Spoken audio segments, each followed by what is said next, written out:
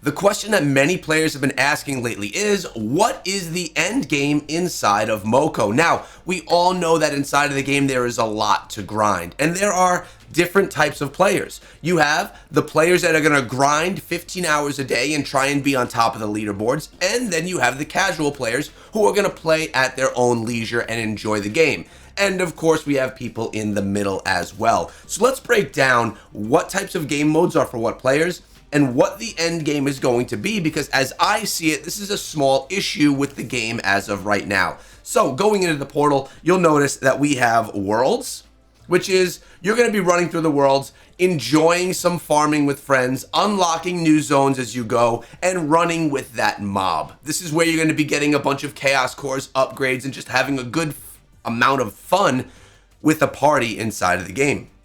Then you have your rifts. This is, again, a team-based game mode where you go on in and you're going to be taking down different bosses and different matches that are difficult, time-gated, and that are going to really depend on your power level inside of the game, how far you can progress. Again, let's remember that power inside of the game is in zero way bought. It's all earned through experience that you gain along the way, chaos cores that you unlock, and levels that you unlock inside of moco.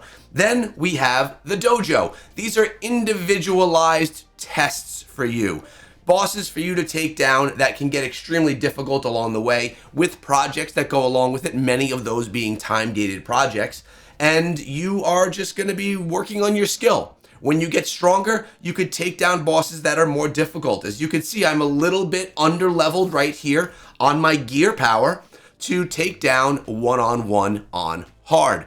How will this be improved? Well, I'll come on over and I'll probably do a bit more grinding over here in the worlds, or I'll do a bit more grinding in rifts, and I'll be able to power up, level up my account just a bit more. As it sits right now, I am sitting at 4 times XP. Now let's remember, guys, I will be live today at 12 p.m. Eastern time, playing moco, going through the grind, talking more in depth about this topic. So we could have that discussion together. Come through the live stream. I'll see you guys at noon. Now, the end game for me inside of moco all lies within the versus mode. I'm talking PvP, which as of now is the least popular game mode inside of moco.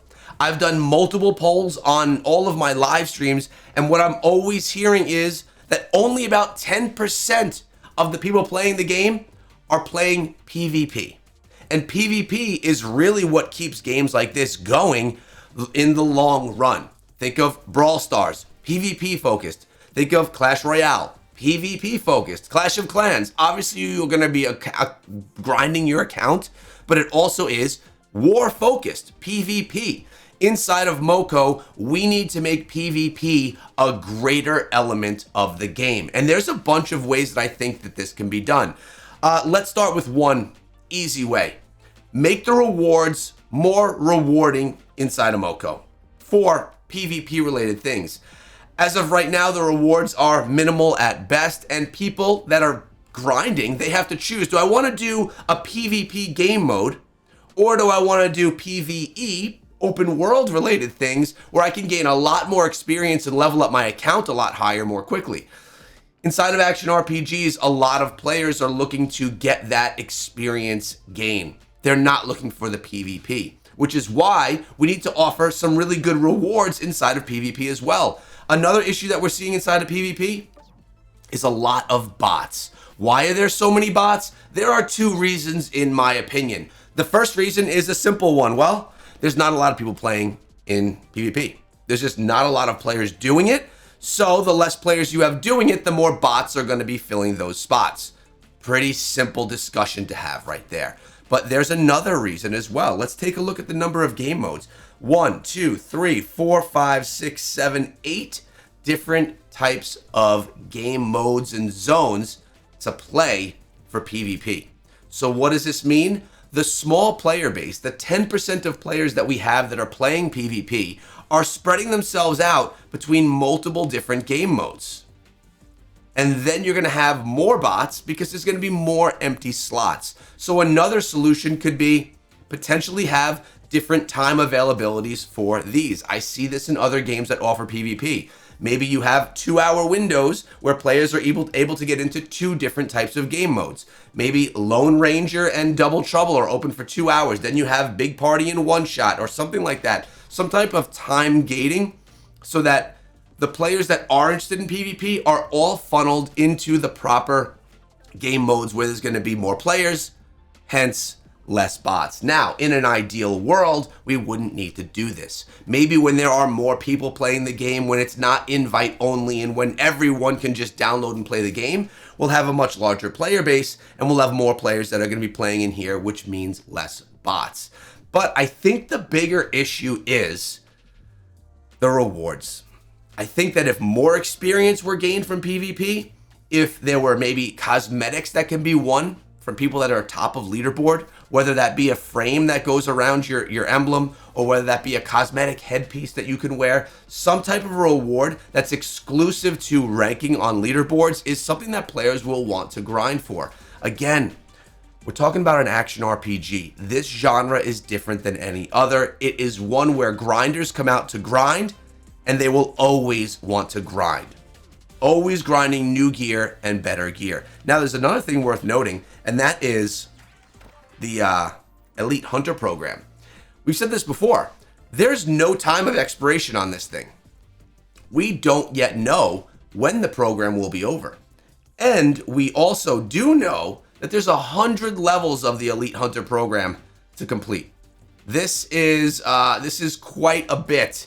I mean, you could get to level 100 of the Elite Hunter program, and I think there, things start to slow down. And you really, actually, before that, around level 60 or so, we're starting to see players really slow down on what they're able to do. They're running out of the experience to gain on a daily, and then they're sitting there like, okay, well, what am I grinding for? I'm not gaining experience on anything. I'm not able to get any of my projects done because they're already completed. So you're having players, and now I'm talking about the elite of elites, the players that are putting in tons of hours per day, grinding the tops of those leaderboards. That is not me. That is not 95% of the players that play the game. So keep in mind also, we're talking about a niche 5% of players that push leaderboards that hard. The majority of the players who play this game, well, they're not going to play it to that extent. It's only a small group of players. So there's a good balance to have here, right? Super sauces aside, how much they put forward towards those elite grinders, those 5%, and how much they put forward towards the 90 to 95% of players who are in some level more casual. I'm talking about the 2-hour-a-day players, which I guess you couldn't even call casual, to the 15-minute-a-day casuals, where they can really take advantage of the 4 times XP that they can get and the 3 times XP, and then they'll just take advantage of all of that, get their projects done, get their jobs done, and get the most out of the small amount of time inside of the game. At the end of the day, in games like this, it's basically a season-based game that has PvP in it as well. So essentially, in unknown amount of time, the Elite Hunter program will be ending. What everyone's going to want to do during that time, cosmetics aside, everyone's going to want to unlock page 6, the level 6 of the Elite Dash module, free at Elite level 100. Getting yourself to an Elite Hunter level 100. That is the goal. We don't know how much time there is until we have to get this. That's part of the problem because of the question marks up above.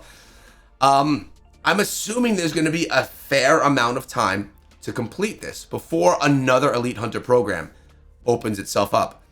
This, in my opinion, is how the game is season-based. Every time we have a new Elite Hunter program, there's going to be a new Elite module that we can grind for, and it's going to essentially act as a brand new season inside of the game. If you think about Diablo 3, every couple of months there's a new season. New buffs to characters, new weapons and essences so that characters can work in different ways. Here in moco, it's just being done with these modules that you can unlock through the Elite Hunter program. So at the end of this Elite Hunter program, everyone will be reset back to 0 or 1, level 1 of the Elite Hunter program, and they'll grind that up for another season, hence grinding these Elite Dash modules. But at the same time, PvP It's not commonly used and seen in action RPGs, but there's a lot of fun to be had here. I think Supercell just needs to do some minor tweaking to make sure it's worth people's time.